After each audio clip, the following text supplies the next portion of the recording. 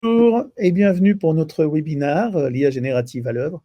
3 façons de transformer la gestion documentaire et la création de contenu. Nous allons vous présenter pendant une quarantaine de minutes des contenus sur ce sujet, en nous appuyant notamment sur une étude de London Research dont nous allons partager avec vous les résultats. Je suis Thierry Blanc, je suis solution consultante chez Adobe et j'ai la chance aujourd'hui d'être accompagné de Minter, que je vais laisser se présenter. Minter, si tu veux bien. Merci et bonjour à tous et toutes. Je suis Minter Dial, basé à Londres. Je suis un auteur, j'ai écrit 7 livres, je suis sur mon 8e, et un conférencier professionnel. Et je m'appelle aussi un ascenseur, car j'aime bien élever le débat. C'est avec grand plaisir de te rejoindre, Thierry. Merci Minter, merci Minter. Nous allons essayer effectivement d'atteindre les hauteurs. Avant d'entrer dans le vif du sujet, j'ai quelques petites recommandations ou conseils pour vous. Nous utilisons une plateforme qui s'appelle Adobe Connect, qui est une plateforme donc de présentation, de webinaires et de e-learning.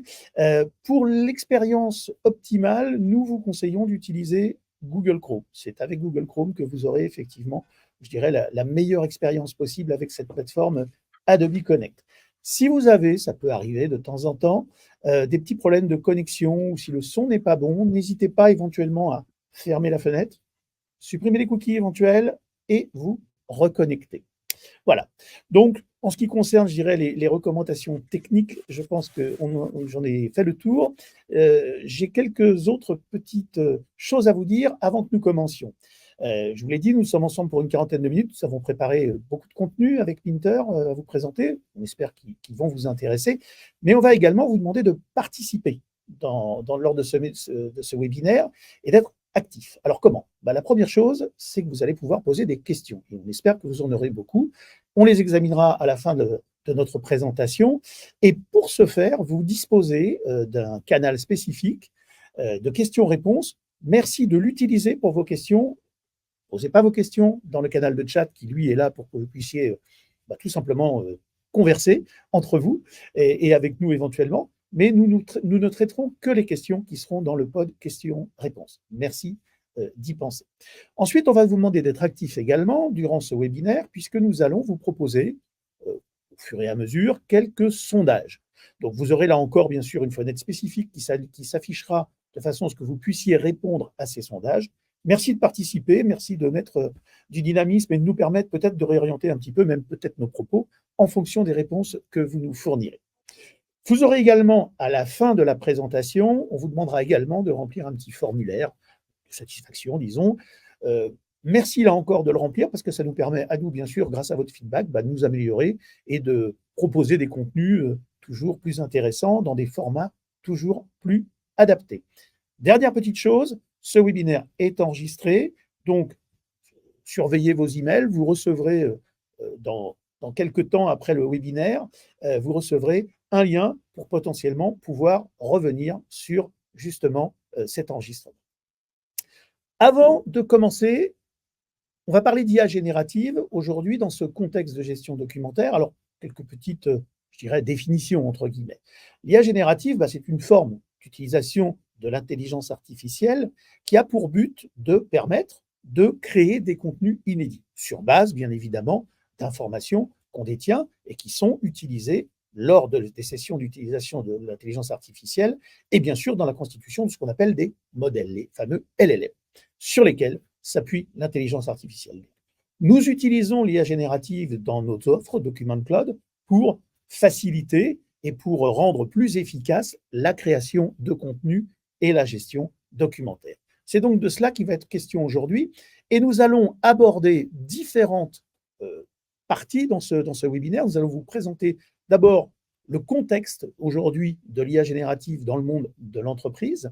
On va parler des avantages qu'elle peut procurer et des cas d'usage auxquels elle peut s'appliquer. On va également parler de la perception de l'IA aujourd'hui dans l'entreprise, quels sont, je dirais, les sentiments, peut-être les craintes, on le verra, que cette technologie peut induire et la façon dont finalement les entreprises se comportent par rapport à cette technologie. Et puis, on essaiera également de mettre le doigt sur les principaux problèmes, les principaux obstacles auxquels on peut se heurter lorsqu'on veut mettre en œuvre des solutions d'IA générative dans l'entreprise. Et on essaiera de vous fournir quelques recommandations pour éviter ces écueils et pour donc surmonter ces difficultés. Voilà, un premier sondage avant de passer la parole à Minter. Dans quelle mesure votre entreprise utilise-t-elle l'IA générative pour la gestion documentaire et la création de contenu? Merci de votre participation. Voilà, les chiffres commencent à monter et les curseurs s'agitent.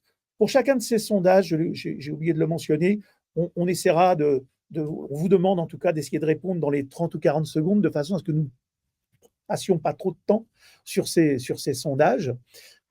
Voilà, on voit quand même quelque part que le sujet que nous avons choisi est sans doute pas un mauvais sujet, puisque 60% des répondants ont quand même déjà débuté dans ce domaine. Et puis finalement, un peu plus de 20% des répondants, eux, disent qu'ils ont progressé. Ils n'ont pas encore débuté, mais ça sous-entend quand même qu'ils se préoccupent de la chose. Et puis, il y a quelques happy few qui ont déjà tiré avantage de cette technologie. Voilà, je propose qu'on passe à la suite et je vais donner la parole à Minter. Merci Thierry.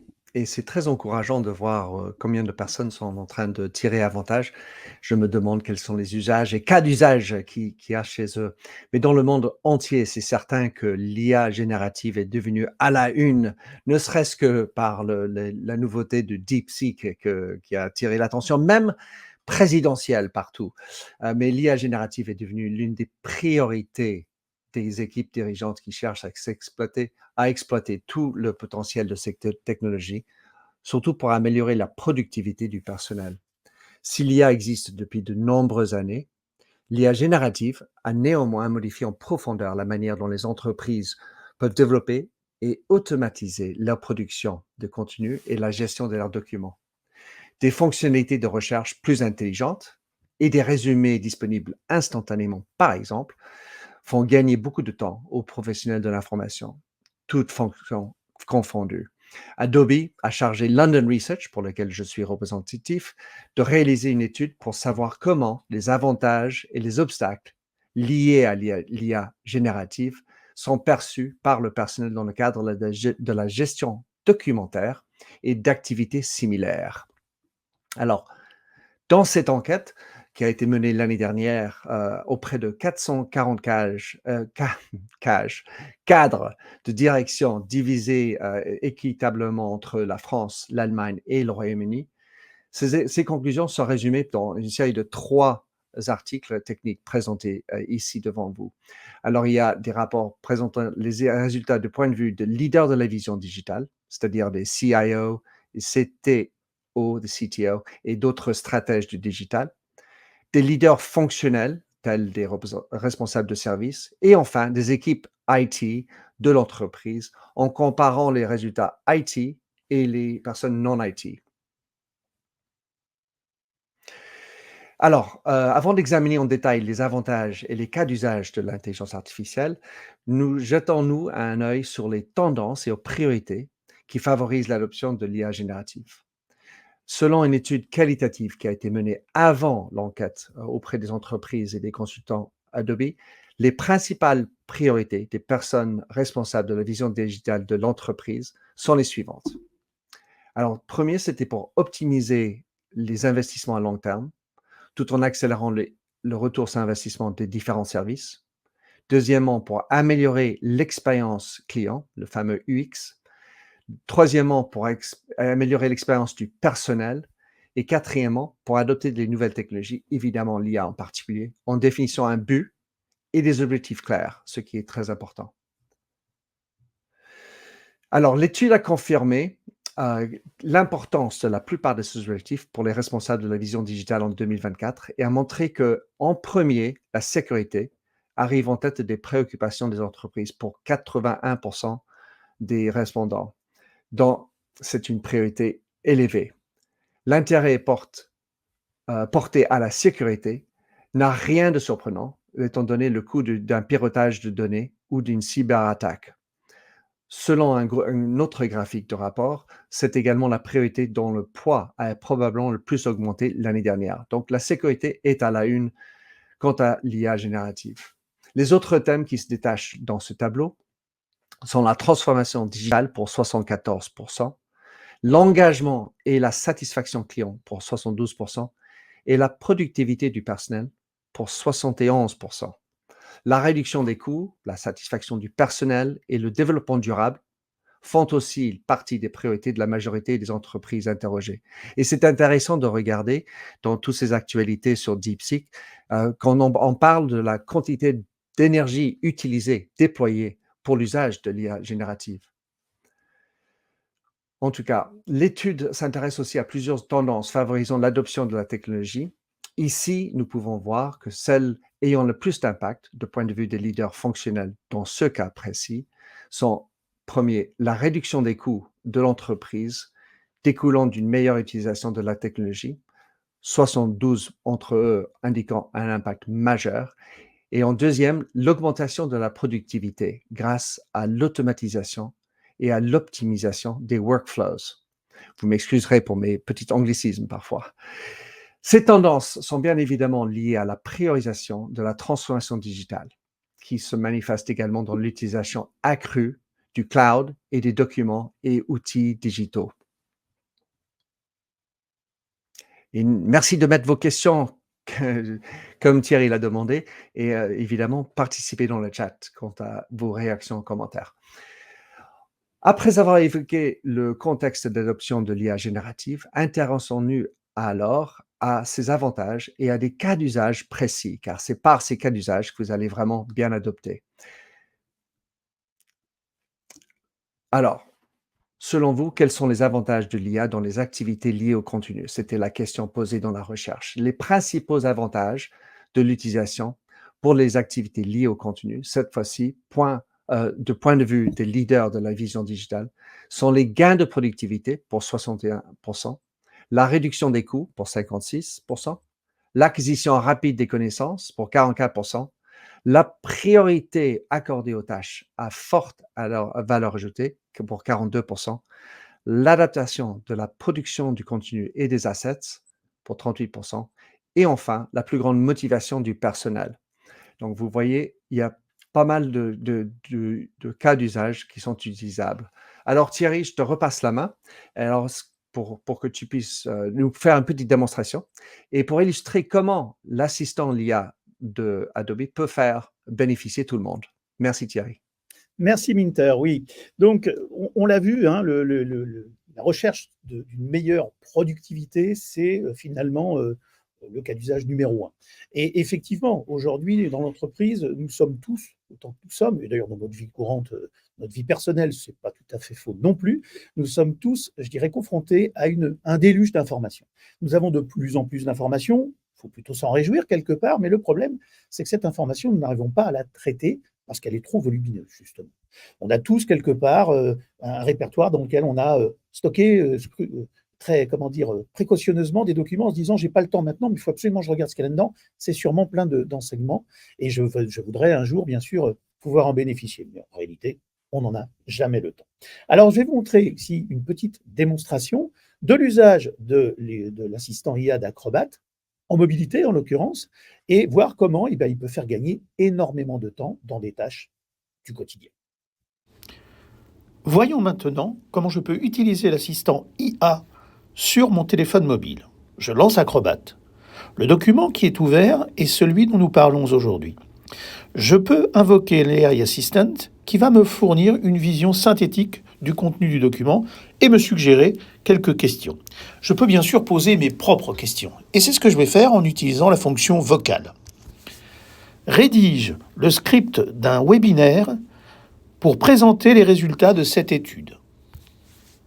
J'ai donc demandé à l'assistant IA, en se basant bien sûr sur le contenu du rapport sur lequel nous travaillons, de me proposer la trame d'un webinaire. Alors, ce n'est pas ce qu'on a fait pour préparer ce webinaire aujourd'hui, mais c'est quelque chose que vous pouvez parfaitement demander à l'assistant IA d'accomplir pour vous. Vous voyez qu'il a commencé déjà à produire un certain nombre de choses. Il me propose un plan, qui d'ailleurs n'est pas si éloigné du plan auquel nous sommes nous-mêmes arrivés. Et une fois qu'il aura terminé de générer le plan en question, voilà, c'est pratiquement fini, eh bien, il va également ajouter des petites pastilles dans la réponse qui correspondent à ce qu'on appelle les attributions. Ça va me permettre très facilement d'aller rechercher directement dans le document les informations qui ont permis à l'assistant IA de produire cette réponse. Autre exemple, je peux demander à l'assistant IA de rédiger un email pour moi. Rédige un email pour mon manager présentant synthétiquement les avantages de l'intelligence artificielle. Là encore, l'assistant IA va se baser bien sûr sur le contenu du document pour rédiger l'email demandé. Voilà, une fois qu'il aura fini de travailler, je n'aurai plus, si je le souhaite bien évidemment, qu'à copier le contenu de cette trame et à l'utiliser pour écrire mon mail à mon manager dans l'exemple que j'ai pris à ce moment. Comme vous le voyez, on peut donc demander à l'assistant IA d'analyser du contenu et de produire de nouveaux contenus sur la base de cette analyse. Effectivement, l'AI Assistant a produit un draft d'email que je vais pouvoir copier-coller directement, ou évidemment, bien sûr, éventuellement l'amender, le modifier avant de l'envoyer. Mais donc, là encore, il va me permettre de gagner énormément de temps. Voilà, on reviendra sur ce qu'on peut faire avec l'AI Assistant un peu plus tard, mais pour le moment, je vais à nouveau passer la parole à Minter. Ce qui était sympa dans la présentation, et désolé que vous n'ayez pas pu le voir pour tous, c'est que tu l'as fait sur le mobile. C'est Oui, hyper avancé comme ça et le cas d'usage, me paraît très utile. Donc, Acrobat pour cette et AI Assistant, pardon, je t'interromps une seconde. Acrobat AI vas-y. Assistant est disponible à la fois dans la version desktop d'Acrobat, donc sur votre PC, sur votre Mac. Il est également disponible, pardon, donc sur mobile, on vient de le voir, et il est également disponible dans l'expérience Acrobat Web. Donc sur toutes ces surfaces, vous pouvez utiliser Acrobat et les AI Assistant. Voilà. Pardon, Minter, je te redonne la parole. Il n'y a pas de souci et en fait, ça montre bien qu'on peut l'utiliser dans le workflow où qu'on soit.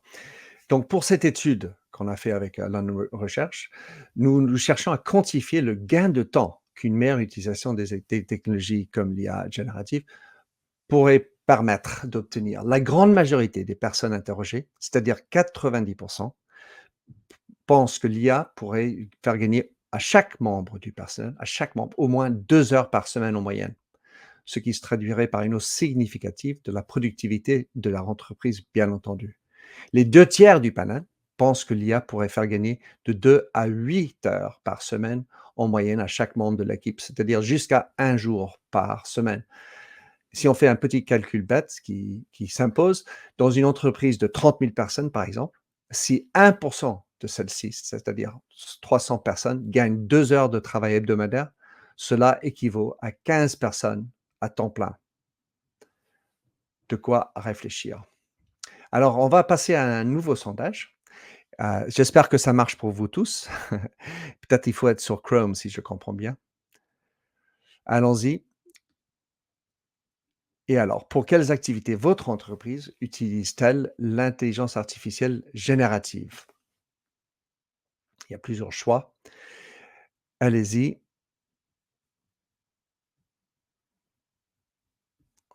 Alors, c'est comme une course de chevaux.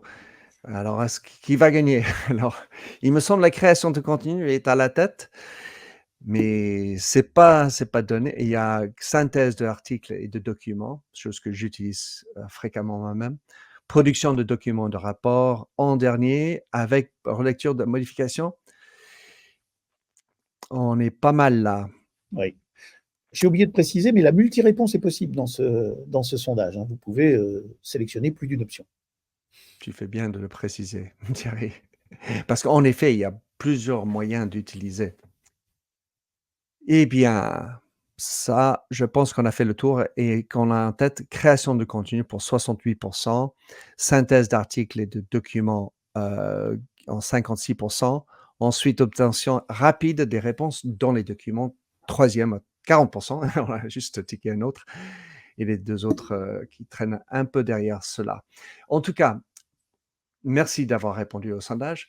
Alors, Dans la majorité des entreprises interrogées, l'IA a déjà un impact important sur différentes activités, comme la création de contenu, la synthèse d'articles et de documents, chacun pour 57% des contestants, ceux qui ont répondu à la recherche, la production de documents et de rapports pour 55%, l'obtention rapide des réponses dans les documents et la relecture pour 51%.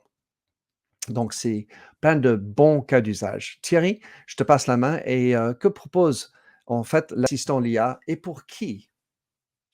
Oui, alors effectivement, cette technologie, elle a une caractéristique, c'est qu'elle peut s'appliquer a priori, en tout cas c'est notre conviction, à peu près à tout le monde. Quel que soit votre métier, dès lors que vous avez, et c'est le cas pour la plupart d'entre nous, je dirais, à gérer un gros flux d'informations, de nombreux documents, à devoir extraire de ces documents, je vais utiliser un anglicisme moi aussi, désolé, mais je ne crois pas qu'il y ait vraiment un équivalent en français, mais extraire de ces documents les insights qui vous intéressent, les informations, je dirais, contextualisées et valorisées, c'est un peu long, donc je vais dire insight, eh bien, vous avez, je dirais, vous êtes un utilisateur potentiel de l'IA dans votre travail quotidien. Chez Adobe, nous l'avons utilisé très largement, et ce, pratiquement dans tous les départements, dans tous les services de l'entreprise, le juridique, les RH, le commerce, la R&D, bref, je ne vais pas toutes les citer. Et on va voir, à travers encore une petite vidéo, comment, en particulier, un cas d'usage, parmi d'autres d'ailleurs, a été mis en œuvre dans notre département RH.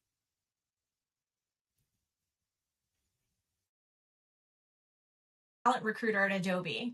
Today, I'll be utilizing Acrobat AI Assistant to help me review some pre-selected resumes I've received for a software engineer role. AI Assistant supports multiple documents and formats, so I can add these PDF and Word resumes. These resumes are all formatted differently. Manually reading and finding key points can be quite time consuming. AI Assistant can help me comb through all of them much faster. In seconds, it generates this easy to read summary that shows candidates' years of experience, specialization, and key skills. I can scan through the 9 candidates to get the sense of everyone's background. It's a great start. I can click on the attributions to verify the responses are reliably sourced from my documents. AI Assistant easily jumps to the specific point across the different documents, making it very easy to navigate. Next, I want to hone in on top candidates that fit my hiring criteria. I'll add the job description and have AI Assistant match the top 5 resumes against it. In seconds, AI Assistant lists out the candidates with the most relevant experience. It highlights their key experiences and skills. It's easy to copy this information into an email I'm putting together for the hiring manager. Lastly, I can have AI Assistant help me sort candidates based on location, because that's another key consideration for the hiring manager. I get this easy to read list of where all the candidates are based. Some candidates did not add their location, but AI Assistant can pull their most recent work location instead. We're getting more and more resumes these days. Keeping up with reviewing and recommending talent is getting harder. AI Assistant helps me save hours in a week and makes me much more efficient.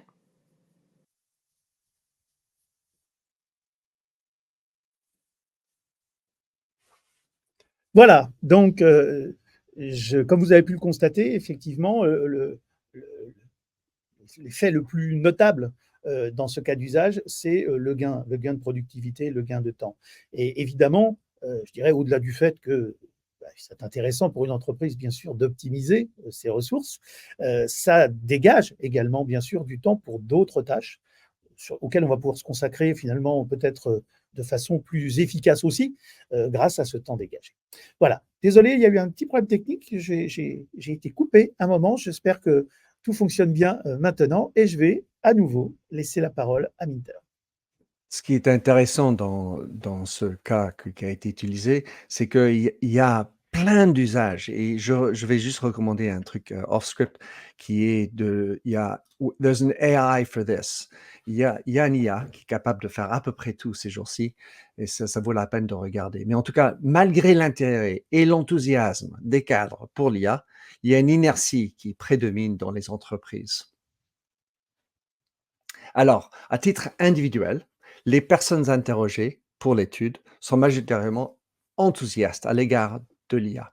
En effet, 9 personnes sur 10 qualifient son impact sur leur vie professionnelle de très positif et de plutôt positif. De plus, près de 2 tiers du panel, c'est-à-dire 61%, se déclarent enthousiastes et près de la moitié indiquent éprouver de la satisfaction, 47%, et de la joie, 44%, à l'évocation de cette technologie. Les émotions négatives, en revanche, sont nettement moins citées, l'anxiété arrivant en tête avec seulement 16% des suffrages. Seulement 5% des leaders fonctionnels, qui est dans le graphique à droite, déclarent recourir fréquemment à l'IA dans le cadre de leurs activités quotidiennes. Un quart d'entre eux, c'est-à-dire 29%, indiquent qu'elle est opérationnelle. En revanche, plus d'un tiers, c'est-à-dire 38%, s'en tient encore au test et plus d'un quart, 28%, n'utilise aucune fonctionnalité de l'IA. Il existe aussi une contradiction dans l'utilisation de l'IA par les entreprises. La technologie étant désormais largement intégrée aux applications grand public, comme vous le savez, enfin, surtout les Gmail, les Siri, etc., bon nombre de personnes l'utilisent déjà sans en avoir conscience. Si les directeurs et les directrices techniques et les DSI savent à quel point celle-ci est omniprésente, ce n'est vraisemblablement pas le cas des autres membres de la direction. Le graphique sur la gauche en témoigne, avec une utilisation beaucoup plus élevée chez les responsables de la vision digitale. Alors, dans l'ensemble, les entreprises se montrent prudentes dès lors qu'il s'agit d'adopter l'IA pour les activités liées au contenu, même si, à titre individuel, comme on disait tout à l'heure, les cadres sont majoritairement enthousiastes. Comme nous allons le voir, cette réserve est due aux craintes en matière de sécurité en premier lieu, plutôt qu'un manque d'intérêt pour les avantages offerts par l'IA générative. Regardons alors les problématiques. Qu'est-ce qui pourrait donc empêcher les entreprises de bénéficier de tous ces avantages? Le principal sujet de préoccupation est, comme on l'a dit, la sécurité, qu'elle concerne les résultats d'un processus fondé sur l'IA pour 38%, ou les technologies cloud qui sous-tendent celui-ci. Ça, c'est pour 36%. Une proportion légèrement inférieure, un tiers, avance des craintes vis-à-vis des questions éthiques et légales parmi les obstacles majeurs de l'adoption de l'IA. Et un tiers aussi classe également parmi les obstacles majeurs le manque de connaissance de l'IA et pour un quart, l'absence de budget alloué aux technologies. Ce dernier chiffre fait écho aux 24% déclarant que leur entreprise connaît le potentiel de l'IA, mais qu'elle n'en a pas adopté ou voulait commencer à exploiter. Cette préoccupation autour du manque de ressources transparaît aussi chez 31% des personnes pour lesquelles l'absence de formation de l'IA est un frein majeur à l'adoption. Donc, il faut avoir de la formation. Il convient toutefois de souligner qu'aucun de ces facteurs n'est considéré comme un obstacle majeur par plus de 2 personnes interrogées sur 5, donc 40%. Il semble donc que l'enthousiasme autour de l'IA compense largement les éventuelles préoccupations qu'elle peut susciter, au moins parmi ce panel. Alors, je repasse une dernière fois, Thierry, la main à toi pour que tu nous expliques un peu les échanges que tu as eus avec tes clients et comment tout ça résonne et quelles sont les problématiques auxquelles eux, ils font face. Oui, merci Minter. Je dirais que le constat qui est réalisé par l'étude et que tu viens d'exposer, on le fait également, je dirais quotidiennement chez Adobe, dans les discussions que nous avons et les échanges que nous avons avec nos clients et nos prospects. Et effectivement, la problématique ou la préoccupation, en tout cas liée à la sécurité, est prédominante. Aujourd'hui, nous, on constate qu'effectivement, et l'étude l'a montré, c'est ce qui vient top of mind quand on commence à parler de mettre en œuvre de l'IA dans une entreprise. Et effectivement, environ les 3/4 des responsables IT pensent aujourd'hui que la sécurité globale est une priorité plus élevée que par le passé. Et 60% des non-spécialistes IT semblent partager cette vision. Et effectivement, on le voit bien, il y a de plus en plus, je dirais, dans l'actualité, d'éléments qui nous amènent à être prudents, de plus en plus de cyberattaques. Et ces cyberattaques coûtent, on le sait également, de plus en plus cher aux entreprises. Donc, cette préoccupation, elle est parfaitement légitime, qu'on parle d'ailleurs d'IA générative ou pas, mais dans ce contexte d'IA générative, de mise en œuvre de cette nouvelle technologie, c'est complètement logique et complètement valide de se poser ce type de questions. Alors, pour ce qui nous concerne, dans l'Acrobat AI Assistant, nous, on traite plus spécifiquement de l'application d'IA générative à des documents. Et effectivement, aujourd'hui, environ 2 sur 5 des personnes interrogées pensent que la sécurité des contenus et des documents constitue un obstacle majeur. Alors, majeur, encore une fois, tout est relatif, mais en tout cas, c'est ce qui vient en top of mind, là encore. Et plus d'un tiers, effectivement, sont toujours réticents. C'est peut-être d'ailleurs quelque chose qui est encore plus vrai en France que dans d'autres pays, expriment des craintes concernant le cloud. Donc, nous avons essayé, bien évidemment, de prendre en considération ces craintes et nous avons essayé d'y apporter des réponses. Comment faire, finalement, pour bénéficier de cette technologie qui, comme nous le disions, permet des gains de productivité, permet de transformer des documents en actions, tout en le faisant d'ailleurs, et je l'ai cité tout à l'heure, dans un contexte très ouvert, multisurface, sur mon PC quand je suis au bureau, mais également en mobilité, sur mon téléphone portable, mais également chez moi quand je me connecte à Acrobat Web, par exemple, et bien évidemment, garantir que la sécurité et la gestion, la conformité de la solution reste garantie.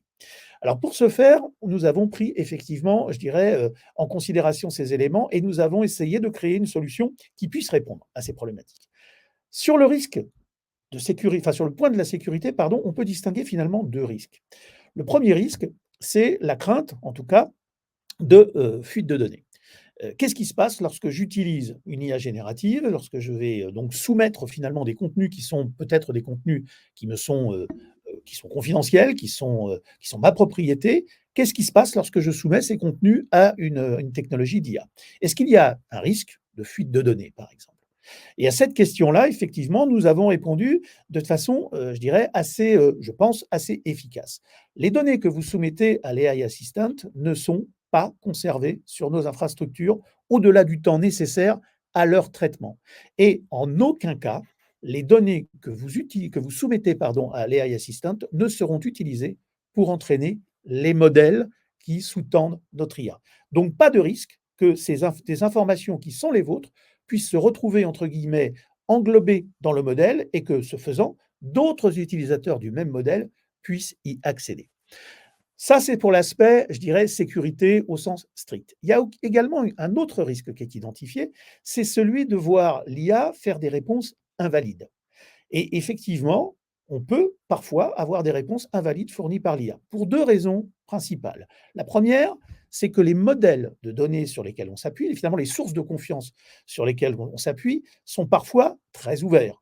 Dans certaines solutions bien connues du marché aujourd'hui, finalement, c'est le contenu web qu'on utilise comme base de connaissances. Et puis dans d'autres solutions plus tournées vers l'entreprise, c'est le contenu finalement de tout le corpus documentaire d'une entreprise qui va être utilisé. C'est pas facile à contrôler, bien évidemment. Et il peut y avoir dans ces corpus documentaires des documents erronés ou tout simplement des documents qui n'ont plus cours, des documents qui ne sont pas à jour. Et évidemment, si votre IA s'appuie sur des contenus erronés, elle peut produire des réponses erronées. Ça, c'est le premier point. Avec l'assistant IA d'Acrobat, nous ne travaillons que sur les documents que vous soumettez à l'AI Assistant. De cette façon, vous êtes toujours en contrôle des sources de confiance que vous allez utiliser et que surtout l'IA va utiliser. Ça, c'est un point qui est très important parce qu'il évite que vous puissiez effectivement d'abord vous baser sur des contenus erronés, mais également accéder à des contenus via l'IA auxquels vous n'auriez peut-être pas dû normalement accéder. Problème de sécurité, de confidentialité des données qui est très important. Puisque vous ouvrez les documents dans Acrobat, c'est que vous y avez accès. Si vous n'y aviez pas accès, vous ne pourriez pas les ouvrir dans Acrobat et donc pas les soumettre à notre IA. C'est un point absolument crucial qui permet effectivement de se prémunir de cela. Ensuite, il y a un autre problème, il y a un autre risque de réponse erronée qui n'est pas lié à la qualité, je dirais, des sources de confiance sur lesquelles on s'appuie, mais qui est lié à un phénomène qu'on appelle l'hallucination. Tout le monde, je pense, connaît ce terme. L'IA, qui fonctionne sur des modèles statistiques, peut parfois produire des réponses erronées. D'ailleurs, quand vous utilisez notre assistant IA d'Acrobat, il y a une petite mention qui vous le rappelle toujours et qui vous invite, et c'est évidemment ce qu'il faut faire, à vérifier les contenus produits par l'IA avant, bien sûr, de les utiliser. Mais nous avons intégré dans notre assistant IA un moteur d'attribution. Vous vous souvenez des petites vignettes dont je vous ai parlé tout à l'heure, sur lesquelles on peut cliquer pour aller directement dans le ou les documents sur lesquels on travaille, retrouver l'information qui a permis de générer la réponse. C'est un point très important puisque ça va permettre, là encore, à l'utilisateur d'être en contrôle de ce qui se passe et d'avoir des moyens simples, rapides, efficaces de vérifier la validité des réponses produites. Voilà comment, aujourd'hui, nous essayons de répondre à ces différentes problématiques et nous proposons une IA qui, de notre point de vue, est sûre et fiable. Un exemple, là encore, d'utilisation de notre technologie. On a vu dans les 2 précédents exemples comment on pouvait faire plus vite quelque chose que l'on ferait autrement, qu'on pourrait faire sans utiliser l'IA, mais évidemment avec une efficacité moindre. Là, cet exemple, il est particulièrement intéressant puisque un de nos clients, Tata Consultancy Services, pardon, a pu faire quelque chose grâce à notre technologie qui n'aurait pas été réalisable sans cette technologie. Et là, le cas d'usage est très intéressant. TCS travaillait pour les organisateurs d'une conférence qui s'appelle Possible, et c'est un petit clin d'œil que cette conférence s'appelle comme ça, puisque grâce à la technologie que nous proposons, eh bien, ce qui aurait été impossible est devenu possible, à savoir produire quasiment en temps réel des synthèses complète de toutes les sessions, et Dieu sait qu'il y en a beaucoup dans cette conférence, qui étaient, je dirais, qui étaient jouées lors de la conférence. Cette conférence réunit beaucoup de participants chaque fois qu'elle est organisée, et évidemment, tout le monde ne peut pas assister à toutes les sessions qui l'intéressent. Ça crée de la frustration. Et bien, grâce à notre technologie, les captations vidéo ont été transformées en contenu textuel avec la technologie Adobe Premiere Pro. Ensuite, ces contenus textuels ont été traités par l'assistant AI d'Acrobat et ont pu permettre de produire des synthèses très précises et très rapidement. Et puis, bien sûr, on a également utilisé une autre technologie d'IA générative, là dans le monde de la création, avec ce qu'on appelle Firefly. Je vous invite à regarder ce qu'est Adobe Firefly si vous ne le connaissez pas, pour générer des illustrations qui sont venues améliorer encore la qualité de la restitution qui avait été produite. Voilà un cas d'usage. Dans les ressources qu'on va partager avec vous, vous avez différentes petits liens qui vous permettent d'en savoir plus sur ce cas d'usage particulier, très atypique, mais vraiment très intéressant. S'il ne fallait retenir finalement que quelques points sur tout ce qu'on vient de vous dire sur l'assistant AI d'Acrobat. Je dirais, il y a une formule peut-être qui le résume, c'est « vous avez la maîtrise de vos données ». C'est une crainte qu'on rencontre beaucoup quand on parle de mettre en œuvre de l'IA, et c'est quelque chose qui, effectivement, encore une fois, ne repose pas que sur du fantasme. Il y a effectivement des risques et il faut les prendre en considération. Donc les données clients, je le répète, vos données ne serviront jamais, ne servent pas déjà et ne serviront jamais à entraîner nos modèles. Donc vous n'avez pas de risque de fuite de données. Tout ce que l'IA assistant fait, c'est travailler sur les documents que vous lui soumettez. Il ne va pas aller chercher des réponses fantaisistes en dehors de cela. Si vous posez à l'IA assistant une question dont la réponse ne se trouve pas dans les documents que vous lui avez soumis, eh bien, il va vous répondre en utilisant ce que j'appellerais sa culture générale, bien évidemment, mais il vous précisera à chaque fois que la réponse en question ne provient pas des documents que vous avez soumis. Bien sûr, reste à votre charge d'aller vérifier que cette réponse est valide. Voilà, vous serez en contrôle au niveau, je dirais, personnel, au niveau de l'utilisateur, mais l'entreprise également reste toujours en contrôle de ce qui se passe. Vous pouvez choisir dans votre entreprise d'activer ou désactiver l'accès à l'IA pour tout ou partie de vos utilisateurs. Vous pouvez choisir de stocker ou non l'historique des échanges dans l'Acrobat AI Assistant dans le cloud, etc., etc. C'est vous, en tant qu'entreprise, et vous, en tant qu'utilisateur individuel de la technologie, qui avez le contrôle, en tout état de cause. Minter, je te repasse la parole pour un petit point de conclusion. Génial. Je constate dans les commentaires et les questions, Thierry, beaucoup d'intérêt pour l'usage. Et Firefly, c'est disponible déjà en France? Oui, bien sûr, oui. Voilà, pour répondre déjà à une question. En tout cas, les recommandations principales qu'on a à vous donner. D'abord, c'est de se dire que autant il y a des craintes et des choses qui sont potentiellement négatives, autant repousser le déploiement de l'IA, ça peut s'avérer coûteux pour vous. Donc, pour y arriver, on a 3 recommandations. Le premier, c'est de chercher à cerner les cas d'usage, là où l'IA générative aura un impact positif. Donc, notamment si on peut le mettre dans la stratégie de votre groupe. Deuxièmement, c'est de lutter contre l'inertie. Et on a vu que les dirigeants, souvent, sont les moins utilisateurs.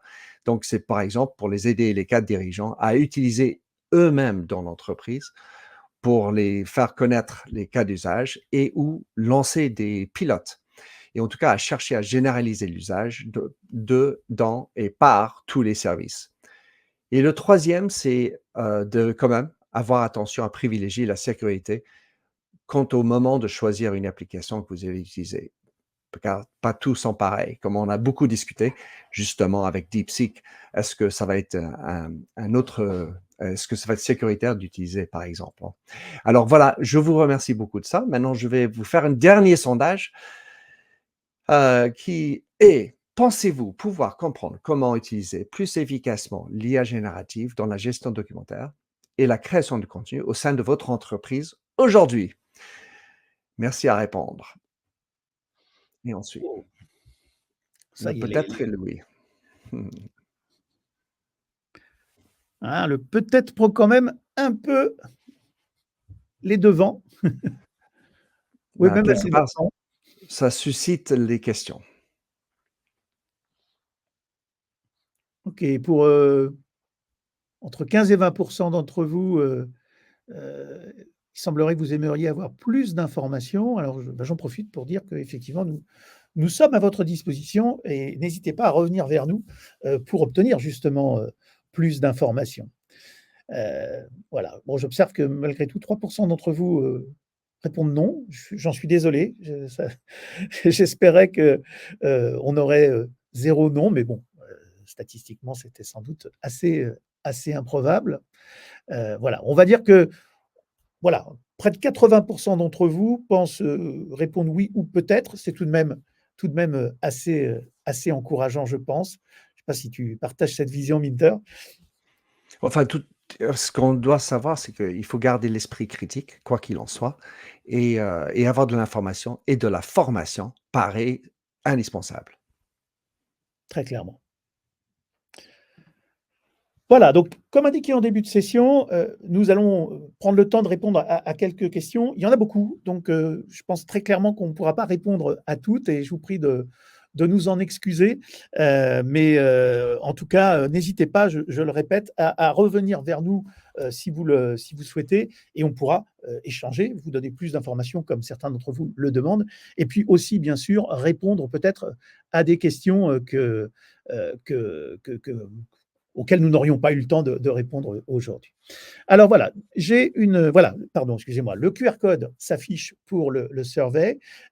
Si vous n'avez pas de quoi flasher ce QR code, on va également, dans le chat, rajouter, le lien vous permettant, directement d'y accéder.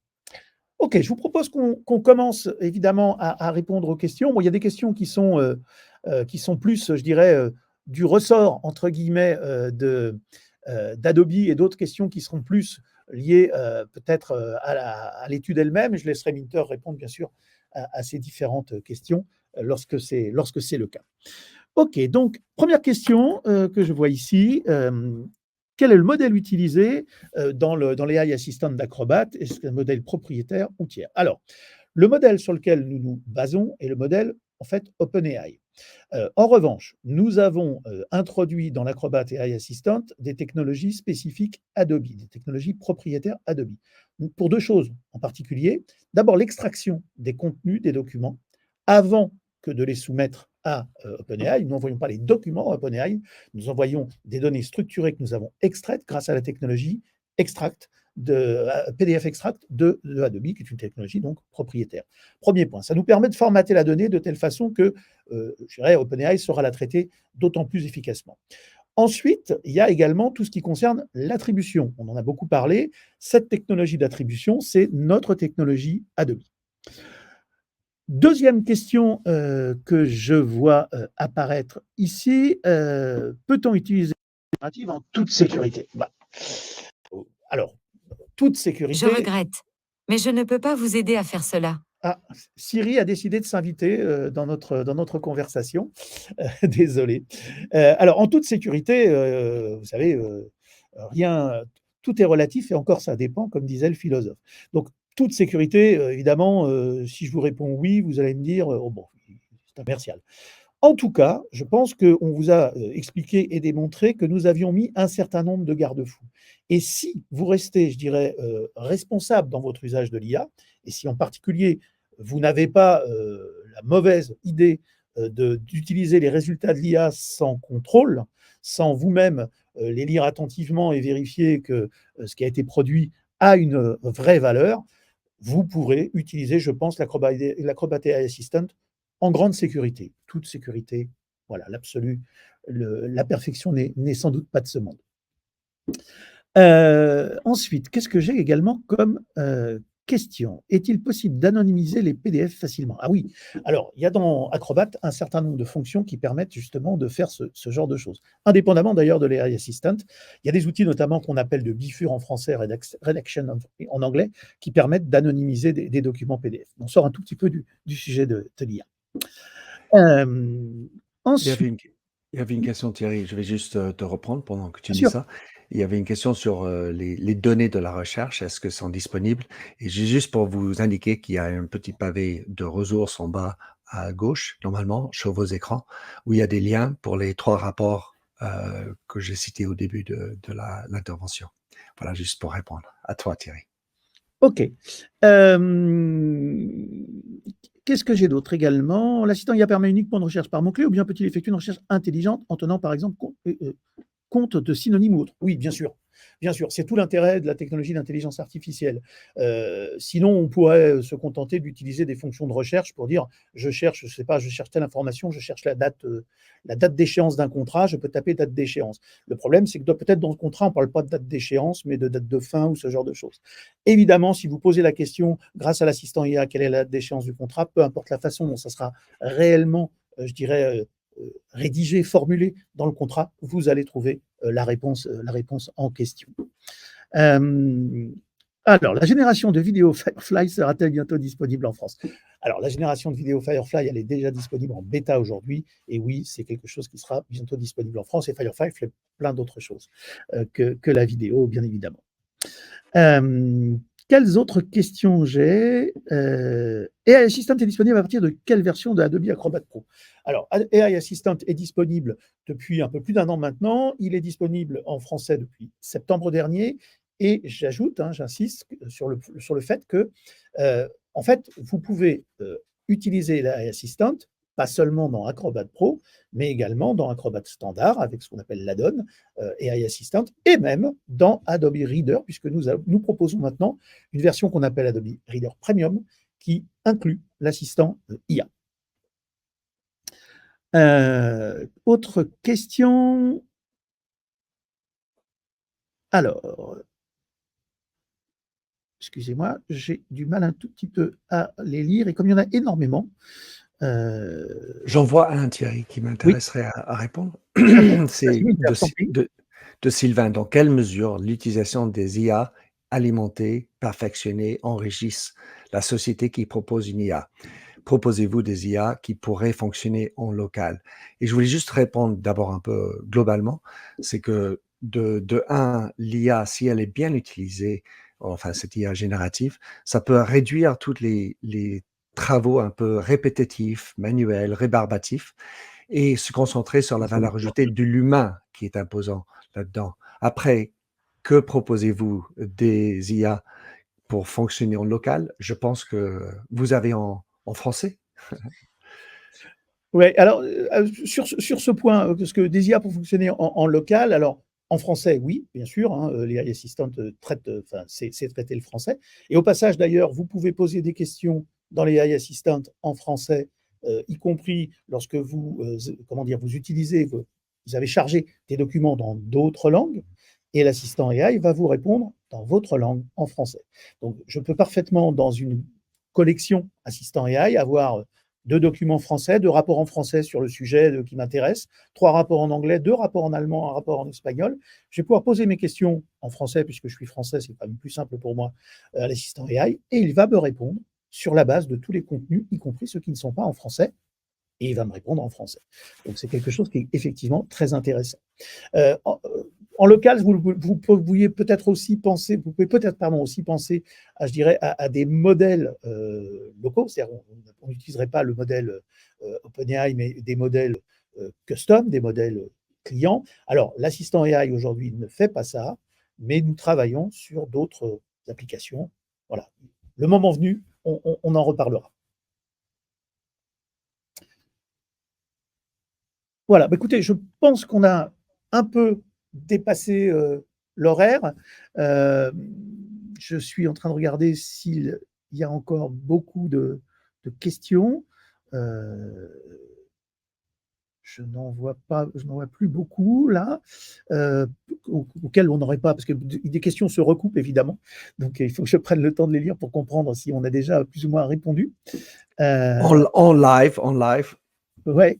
Alors, peut-on mettre, voilà une question, peut-on mettre des vidéos en type de données pour votre assistant AI? Alors, l'AI Assistant d'Acrobat traite de documents aujourd'hui. Et donc, dans ces documents, il peut y avoir des contenus effectivement multimédia.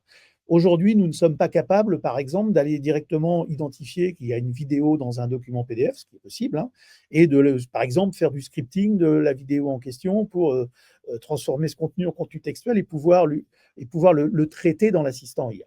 Aujourd'hui, ce que nous savons faire, c'est traiter les contenus textuels et c'est également être capable d'extraire, par exemple, de graphes ou ce genre de choses, des informations pour les exploiter. Donc, si vous avez, je sais pas moi, un camembert dans lequel il y a des pourcentages, on va être capable peut-être de récupérer ces pourcentages. Par contre, on ne va pas être capable de scripter une vidéo intégrée dans un PDF et d'utiliser le contenu textuel résultat de ce script directement dans l'assistant AI.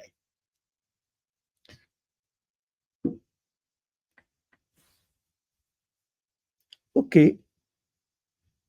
Je pense que on va peut-être conclure, puisque on a encore une fois un peu dépassé notre temps.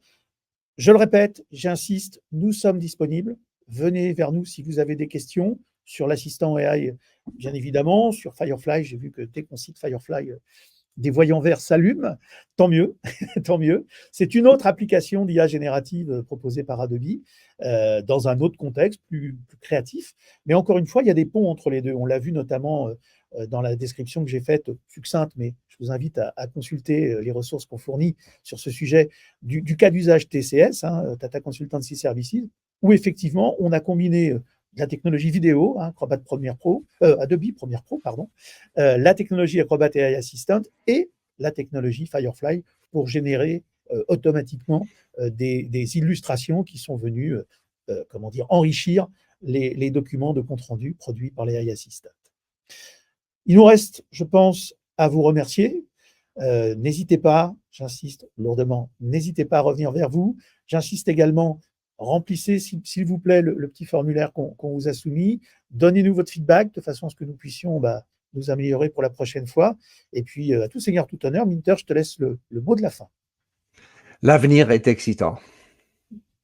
C'est vrai, y compris le chinois. Allons-y. Merci beaucoup à tous et bonne fin de journée. Merci.